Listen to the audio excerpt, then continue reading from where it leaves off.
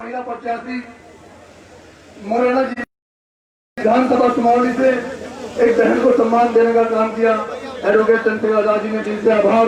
और आप सबसे निवेदन करता हूं कि अपनी बहन को ट्रैक्टर चलाता हुआ किसान पर आने वाली 3 तारीख को वोट लगाकर बहन को जिताना।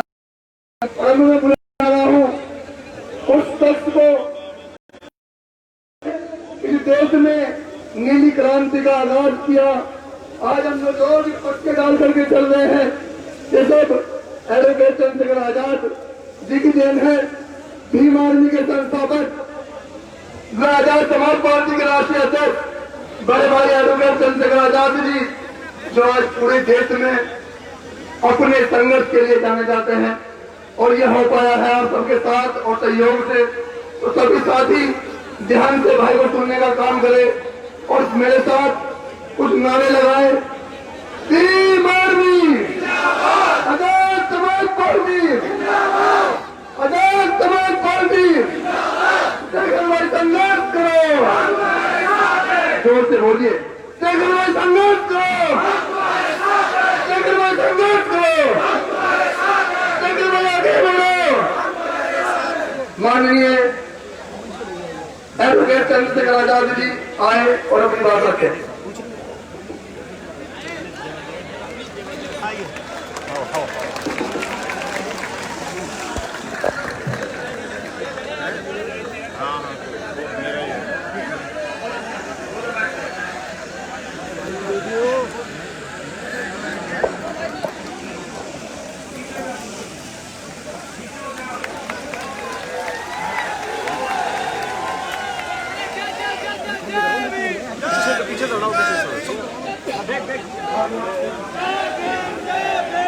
ध्यान से सुनिए। हमारी बहन ममता कुशवाहा जी भाई के सम्मान में कुछ घोषणा करना चाहते हैं। सभी साथी ध्यान पूर्वक सुने।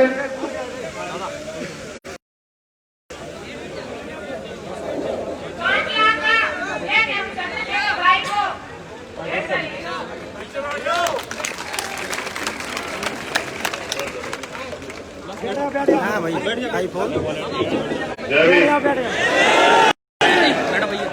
इन्हें बीच में करवा दें सभी लोगों को।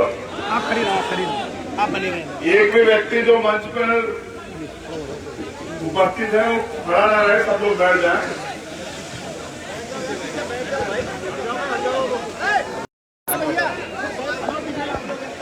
कोई खड़ा ना रहे, जो खड़ा रहेगा वो नीचे रहे।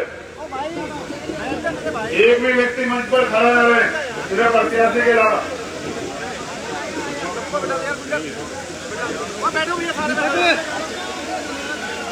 तुरंत अभी 1 मिनट में सब लोग जो आज नियम सबके लिए लागू होते हैं।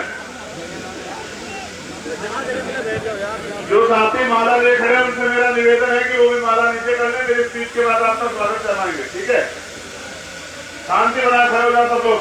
सारे बैठ जाओ भाई, सबको दे रहे क्यों नहीं रहे यार। जय भीम। ये 5 लाख रुपए का चेक जो है पार्टी फंड के लिए हमारे प्रत्याशी ने दिया है। और मैं ये चेक जो है अपनी बहन को ही वापस करता हूं, क्योंकि वो चुनाव लड़ रही है, उनको ज्यादा जरूरत है। मुझे पैसों की जरूरत नहीं है, मुझे आपके प्यार की, आपके सहयोग की जरूरत है। मुझे जरूरत है सत्ता की चाबी की। आप लोग इनको वोट देकर भेजेगा, ये विधानसभा में जाएगी तो वही मेरी सबसे बड़ी कामयाबी होगी, वही मेरी सबसे बड़ी पूंजी होगी। मैं अपनी बहन को ये चेक वापस करता हूं।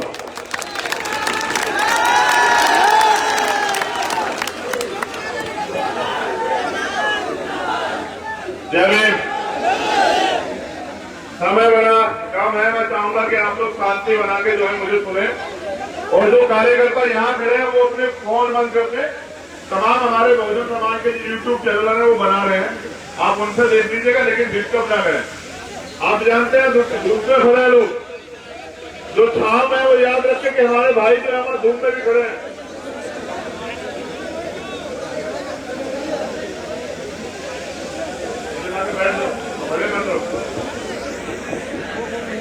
परम पूजनीय बाबा साहब डॉक्टर भीमराव अम्बेडकर, ये उनकी धरती है मध्य प्रदेश। राष्ट्रपिता ज्योतिबा फूले, मां सावित्रीबाई फूले,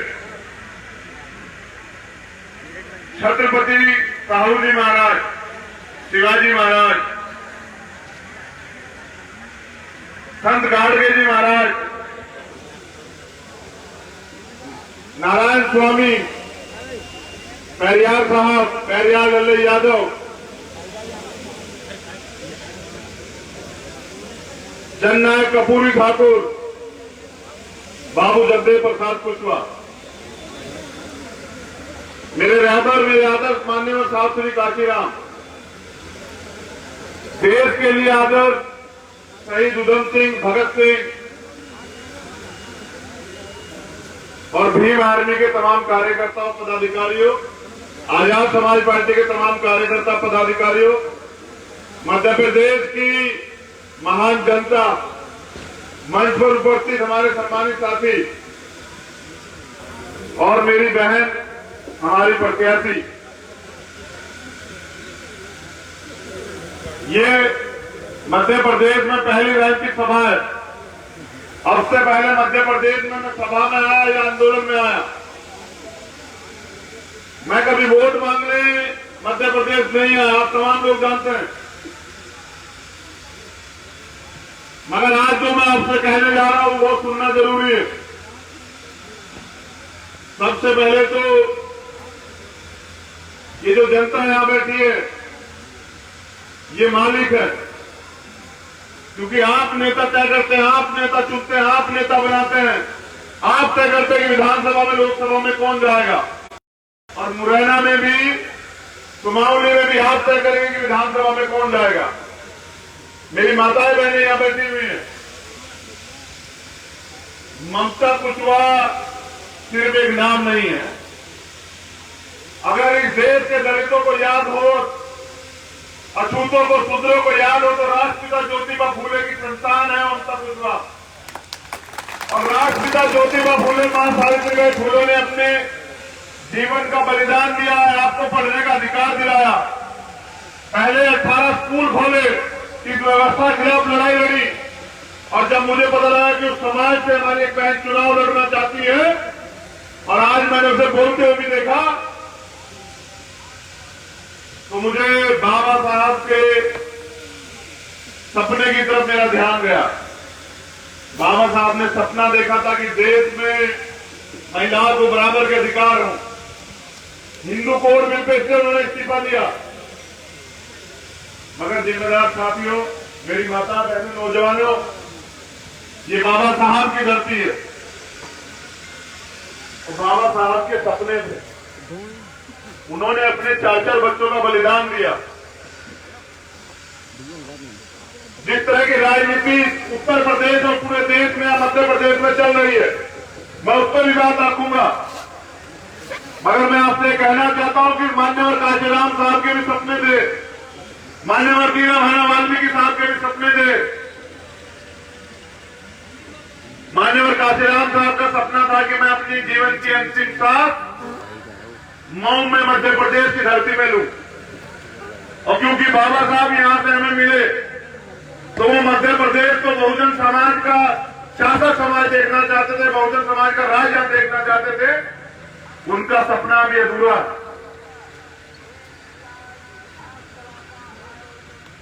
करुणा के सागर तथागत गौतम बुद्ध, संत श्रोमणी सतगुरु रविदास जी महाराज, भगवान वाल्मीकि महाराज, गुरु नानक देव, संत कबीर, जो हमारे महापुरुष हुए, जिन्होंने अन्याय अत्याचार के खिलाफ, गैर बराबरी के खिलाफ लड़ाई लड़ी है, उनके भी सपने हैं। लोकतंत्र बना इसलिए था कि जिनके पास वोट होगी उनका राज आएगा, वो सत्ता में जाएंगे, वो अपने लोगों का भला करेंगे। वोट का अधिकार आपको बिकने के लिए नहीं मिला है, वोट का अधिकार आपको गुलामी से मुक्ति के लिए मिला है। लेकिन मध्य प्रदेश में मुझे ऐसा लगता है कि अभी भी समाज तैयार नहीं हुआ। वो अभी भी बीजेपी, कांग्रेस या तमाम लोगों के पीछे खड़े होकर सिर्फ झंडा उठाना चाहता है। मैं मध्य प्रदेश की राजनीति में आपसे बात करूंगा। पिछली बार आपने 2 अप्रैल का संघर्ष किया। 2 अप्रैल के संघर्ष के बाद हजारों लोगों पे मुकदमे लगे, हजारों लोगों ने रासुका जेल काटी, निर्दोष लोगों की जान गई। भारतीय जनता पार्टी की सरकार थी, आपने उन्हें सबक सिखाने का निर्णय लिया और वोट किसको दी? कांग्रेस को, कि कांग्रेस आएगी और भारतीय जनता पार्टी से मुक्ति देगी। उस कांग्रेस ने लोकसभा में भी आपके नाम पर वोट लिए कि 2 अप्रैल के मुकदमे वापिस कर देंगे। आप तमाम लोग यहां हैं, क्या 2 अप्रैल के मुकदमे वापिस हुए? क्या जो बुनियादी जरूरतें हैं या अत्याचार जो होते हैं बहुजन समाज पे, क्या वो खत्म हुए? तो इसका मतलब आप फिर ठगे गए। अब जिस कांग्रेस को आपने वोट दी ये सोच के कि ये भारतीय जनता पार्टी से मुक्ति दिलाएगी, वो आदि कांग्रेस जो है बीजेपी हो गई। इसीलिए मान्यवर काशीराम साहब कहा करते थे कि एक सांप नाथ है, एक नाथ है, इन दोनों से बच के रहना है। सभी सीटों पर तो हमारे प्रत्याशी नहीं लड़ रहे हैं, फिर आपको चुनावी निर्णय लेना है। मगर याद रखिए कि दुश्मन के खेमे में खड़े होके कभी अपने लोगों के अधिकारों की बात नहीं हो सकती है। और जो वर्तमान की राजनीति चल रही है, मान्यवर साहब काशीराम साहब ने जो बहुजन मूवमेंट बनाया था वो इसलिए बनाया था कि इस मूवमेंट के बैनर पे हम शोषितों की, वंचितों की, गरीबों की, महिलाओं की, बहुजनों की, दलितों की, पिछड़ों की, मुसलमानों के, आदिवासियों की लड़ाई लड़ेंगे, उनको राजनीतिक अधिकार दिलाएंगे। लेकिन वो राजनीतिक दल भी, उसको भी सिद्धांतों से कोई मतलब नहीं है। हर व्यक्ति का अंतिम लक्ष्य सिर्फ सत्ता हो गया है। लेकिन क्या बहुजन समाज अपने महापुरुषों के बलिदान को भूल जाएगा? क्या बहुजन समाज जो अत्याचार अन्याय देश में हजारों साल से किया गया, क्या उसको भूल जाएगा? आज ममता कुशवाहा चुनाव नहीं लड़ रही है, आज चुनाव लड़ रही है तो भीम आर्मी लड़ रही है, आजाद समाज पार्टी लड़ रही है, एक कार्यकर्ता लड़ रहा है। नौजवान जिम्मेदार साथियों, वोट 2 धारी तलवार है। अगर मत का प्रयोग सही हुआ तो आपका फायदा होगा, आपके अधिकारों की बात होगी, आपकी सुरक्षा की बात होगी, आपको न्याय मिलेगा, आपके ऊपर जुर्म जाति जो अत्याचार होते हैं वो खत्म होंगे। अगर वोट का गलत प्रयोग हुआ, आपने अभाव में, प्रभाव में, संरक्षण में, किसी लालच में वोट दिया या गलतफहमी में वोट दिया, तो वो वोट आपका नुकसान करेगा। SC ST के 131 MP बैठे हुए, ओबीसी की बात नहीं कर रहा हूं। लेकिन जब आर्थिक आधार पर आरक्षण लागू होता है तो वही सांसद बड़े बड़े हाथ उठा के समर्थन करते हैं। जब प्रमोशन में रिजर्वेशन खत्म किया जाता है वही सांसद हाथ उठा के जय जयकारा लगाते हैं। जब SC ST एक्ट खत्म किया जाता है तो वही सांसद जो है अपनी पार्टी के प्रति समर्पित होते हुए चुपचाप घर बैठे रह जाते हैं। क्या जनता सारे संघर्ष करेगी? अगर जनता सारे संघर्ष करेगी तो राजनीतिक दल किस लिए?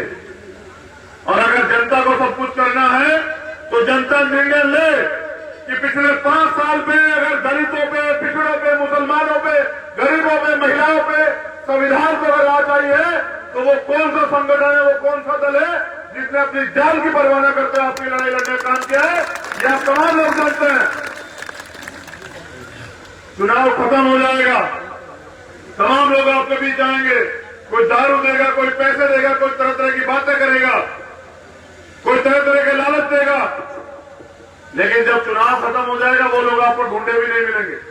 आप उनके घर के बाहर जाओगे तो वो आपसे कहेंगे कि हमने कौन सा तुझसे वोट मांगी थी, तूने तेरी वोट तो हमने खरीदी थी। जो बिका हुआ वो हमसे कैसे सवाल करेगा? जो लोग बिना स्वार्थ के आपकी लड़ाई लड़ रहे थे, अगर उनको मौका मिलेगा तो मैं जिम्मेदारी से कह सकता हूं, मेरी बहन ने यहां से कहा और मैं राष्ट्रपिता ज्योतिबा फूले के समाज से रिश्ते बनाने के लिए आया हूं कि अगर किसी कमजोर पे अत्याचार होगा तो आप अकेले नहीं है। किसी बैकवर्ड के व्यक्ति पे, किसी बहन पे, भाई पे, बहुजन समाज किसी व्यक्ति पे अत्याचार होगा तो जहां आपका पसीना गिरेगा आपके तमाम बच्चे भाई अपना खून देने का काम करेंगे। लेकिन ये जो भाईचारा है जो सदियों से बना हुआ है, शायद आपको पता हो या ना हो कुशवा समाज के लोगों, लेकिन हमें पता है कि कितना अपमान राष्ट्रपिता ज्योतिबा फूले ने कहा, कितना अपमान जो है मां सावित्रीबाई फूले ने कहा। जब वो को पढ़ाने के लिए जाती थी तो उनके ऊपर कीचड़ फेंका जाता था। जब वो दलित बच्चों को पढ़ाने जाती थी तो उनको बेइज्जत किया जाता, उनको पत्थर मारे जाते थे। लेकिन उन्होंने तमाम तरह के अपमान से अपना रास्ता नहीं छोड़ा। क्या दलित समाज के लोग ये एहसास भूल जाएंगे? भूल जाओगे? अगर आज तुम अपने के साथ नहीं खड़े होंगे तो कल आपके साथ कौन खड़ेगा? सवाल कीजिए अपने आप से। ये लड़ाई सिर्फ वोट की नहीं है, ये लड़ाई है बहुजन भाईचारे की। ये लड़ाई है आने वाले कल के संघर्ष की। हालात बहुत नाजुक है बहुजन समाज के राजनीतिक रूप से, लेकिन नौजवानों का जो जोश है, जो जुनून है, वो भी एहसास करवा रहा है कि समाधान भी निश्चित है। मेरे जिम्मेदार साथियों, माताओं, बहनों, नौजवानों, बाबा साहब ने तमाम तरह की कुर्बानी दी और बचपन में मैंने बाबा साहब का एक सेंटेंस पढ़ा, आज आप भी सुन लीजिए, आपके काम आएगा। उन्होंने कहा कि जीवन जीना कोई बड़ी बात नहीं है। जीवन जीना कोई बड़ी बात नहीं है, बड़ी बात है स्वाभिमान से जीना। बड़ी बात क्या है? अगर इस देश में आप स्वाभिमान से नहीं जी पाते तो आपकी जवानी का क्या फायदा बताइए? इस देश में अगर आप अपने महापुरुषों के आंदोलन को आगे नहीं बढ़ा सकते हैं, अपने महापुरुषों के सपने को पूरा नहीं कर सकते हैं, आपका क्या फायदा? मेरी बात को बहुत गौर से सुनिए। किसे वोट देंगे? भारतीय जनता पार्टी को। भारतीय जनता पार्टी को वोट देने का मतलब है इस देश में संविधान की हत्या, अगर जिनसे संघर्ष होता है उनसे समझौता नहीं होता, जिन्होंने कल इतने लंबे समय तक इस व्यवस्था को संभाल के रखा, वो भारतीय जनता पार्टी आपका भला कभी नहीं कर सकती। उस भारतीय जनता पार्टी को दफन करने का काम आप लोगों को करना पड़ेगा। किसे वोट देंगे? कांग्रेस पार्टी को। आपने देखा था लोकसभा में भी और विधानसभा में भी इन्हीं लोगों ने आपका वोट लिया, आपको ठगा और फिर आपका इलाज किया। जब ये आप सड़क पर आंदोलन के लिए आते हैं तो ये लाठी मारते हैं। इनमें आइडियोलॉजिकल तो कुछ है ही नहीं, विचारधारिक लड़ाई तो कोई है ही नहीं। कल आप वोट देंगे कांग्रेस समझ के, वो कांग्रेस दोबारा बीजेपी हो जाएगी, आपका क्या भला होगा? आप तो ये सोच रहे थे हमने दुश्मन को हरा दिया, हारा कौन? आप। तो आपके पास विकल्प तो बहुत है, लेकिन अगर आप चाहते हैं कि मध्य प्रदेश में नौजवानों को, गरीबों को, महिलाओं को, शोषितों को ताकत मिले, तो लोकतंत्र में ताकत होती है वोट। आपके पास मौका है 3 तारीख को। जब 3 तारीख को सुमावली विधानसभा का उपचुनाव होगा और वोट पड़ेगी, तो ट्रैक्टर का निशान है यहाँ आपका चुनाव चिन्ह। एक एक वोट ट्रैक्टर के निशान को मोहर लगा के, बैलेट मशीन का बटन दबा के भारतीय जनता पार्टी और कांग्रेस की ताबूत में आखिरी कील ठोकने का काम आप करें, ये आपके कभी नहीं हो सकते हैं। जिम्मेदार साथियों, ये देखिए हमारे भाई ने निशान भी दिखाया, निशान देख रहे हैं ना? ट्रैक्टर किसका निशान है? किसानों का। किसका निशान है? गरीबों का। ट्रैक्टर किसका निशान है? नौजवानों का। ट्रैक्टर निशान है बहुजनों का। मेरे भाइयों, लोकतंत्र तो है, लेकिन आज भी तमाम तरह के शोषण सहते पड़ रहे हैं, तमाम तरह के अत्याचार, अन्याय, तमाम तरह के, आप देखिए हाथरस की घटना भूल गए क्या आप लोग? यही भारतीय जनता पार्टी थी जो तमाम तरह के वादे करती है, लेकिन प्रयास यह था कि किसी तरह से अन्याय करके उस परिवार को दबा दिया जाए, डरा दिया जाए। लेकिन भीम आर्मी के क्रांतिकारी साथियों ने अपने जान की बाजी लगा दी, उस मामले को इतना हाईलाइट किया कि सरकार को झुकना पड़ा और आज वो परिवार न्याय की लड़ाई लड़ रहा है। देखिए, दलितों के पास तो नेतृत्व है, उनके पास तो भीम आर्मी है, उनके पास तो चंद्रशेखर आजाद है, उनके पास तो तमाम नौजवान हैं, लेकिन इस देश में आपके केशव, मौर्य, कुशवा, विंध्य, सैनी, प्रजापति, तमाम बैकवर्ड कितनी जातियां हैं जिनके पास नेतृत्व नहीं है, उनका भी गांव में शोषण होता है। अगर आप जिम्मेदारी से बहुजन भाईचारे को आगे बढ़ाने का काम करें और ये रिश्ता बनाने का काम करें, उनके अधिकार उन्हें दे। क्योंकि मान्यवर काशीराम साहब की जो मूवमेंट थी ना, उसका नारा था, कौन सा नारा? जिसकी इतनी संख्या भारी, राजनीतिक दलों में नारा है, जिसकी जितनी जेब भारी उसकी उतनी हिस्सेदारी। मैं जानना चाहता हूं क्या गरीब नौजवान राजनीति करना नहीं चाहते हैं क्या? क्या इनके अंदर दर्द पीड़ नहीं है क्या? क्या ये अपने समाज का भला नहीं करना चाहते हैं क्या? तो सड़क के बाहर खड़े होकर आप लोग सिर्फ आंदोलन कर सकते हैं, सदन के बाहर खड़े होकर। अगर आप चाहते हैं कि आप नीतियां बनाने वाले बने, क्योंकि जिस दिन कलम की ताकत आपके हाथ में होगी, मैं ये मैसेज तो दे रहा हूं आज के विधानसभा चुनाव में, लेकिन ये याद आपको रखना है, आने वाले तमाम चुनाव में एक तरफ वो लोग होंगे जो आपकी वोट को ठगने का काम करेंगे, सौदा करने का काम करेंगे, और एक तरफ वो लोग हैं जो आपके लिए अपने प्राणों का बलिदान देकर, करियर का बलिदान देकर संघर्ष करने के लिए मैदान में आए हैं। फैसला आपका होगा, आने वाला कल आप कैसा चाहते हैं, बहुजन महापुरुषों का इतिहास वजूद जिंदा रहेगा नहीं होगा, ये आपका फैसला है। जैसा मैंने कहा कि लोकतंत्र में नीतियां कौन बनाता है? जिसकी सरकार होती है। आपकी सरकार है क्या? आप सरकार बनाना नहीं चाहते हैं क्या? आप नहीं चाहते कि मुख्यमंत्री आपका हो? चाहते हैं नहीं चाहते? बताइए। तो देखिए भाई, 5 साल आप लोग सड़क पर बहुत आंदोलन करते हैं, भूखे प्यासे रह के। मैं भीम आर्मी के बहुजन समाज के कार्यकर्ताओं को जानता हूं, वो बेचारे कहीं भी मुसीबत होती है आंदोलन करते हैं, आधी रात जाते हैं, मोटरसाइकिल पे, पैदल, बरसात में, धूप में, सर्दी में, सब कुछ काम करते हैं। लेकिन जब वोट का समय आता है तो गुमराह हो जाते हैं।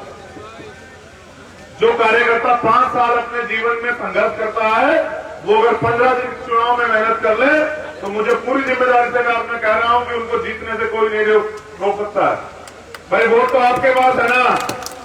वोट किसके पास है? 85% लोगों के पास है या 15% लोगों के पास है? बताइए। जिस दिन आप वोट डालने जाएंगे ना, आप देखिएगा कि कुछ लोग तो कोरोना के डर से नहीं आएंगे। कोरोना आपको क्या बिगाड़ सकता है? आप तो खुद जानते हैं। जो लोग मेहनत मजदूरी करते हैं, जिनका अन्याय अत्याचार करने वाले लोग कुछ नहीं बिगाड़ पाए, जो समाज आज भी लड़ रहा है, उनका कोरोना क्या बिगाड़ेगा? मैं आपसे बात इसलिए कह रहा हूं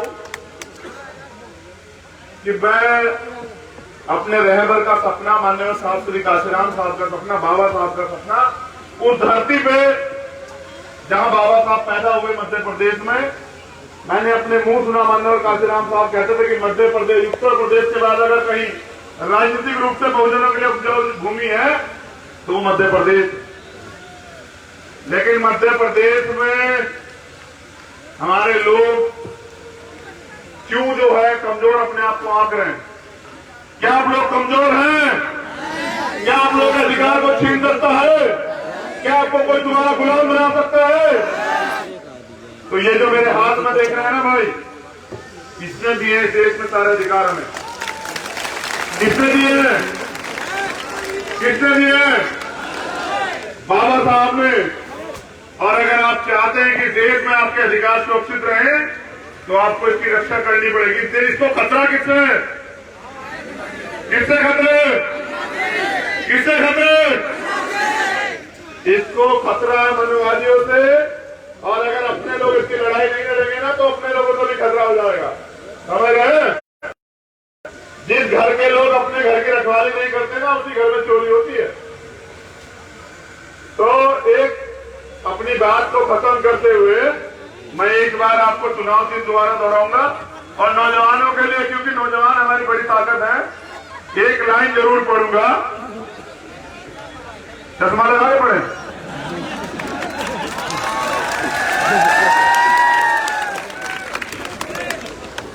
मैं तो तुम्हारी सारी मांग पूरी करता हूं, तुम मेरी एक मांग पूरी कर देना।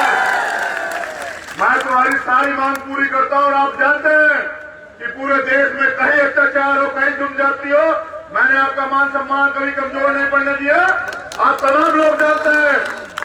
कि मैंने कभी आपको झुकने नहीं दिया। बैठे रहे, अनुशासन बना के रखिए। ये आ जाएगी सर पे।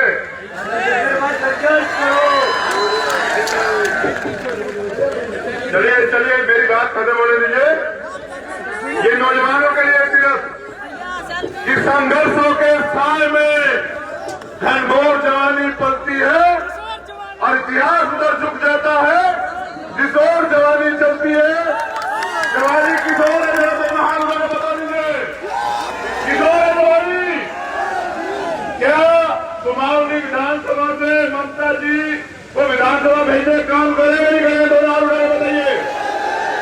हमारी माताएं बहनें हाथ नहीं उठा रही है, भेजेंगे नहीं भेजेंगे? चलिए, चुनाव चिन्ह क्या है आपका? चुनाव निशान क्या है?